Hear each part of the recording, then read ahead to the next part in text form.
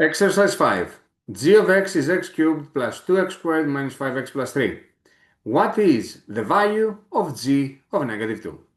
Well, we should all know that g of negative 2 in the most simplest way means go in g of x, which is already given, and instead of x,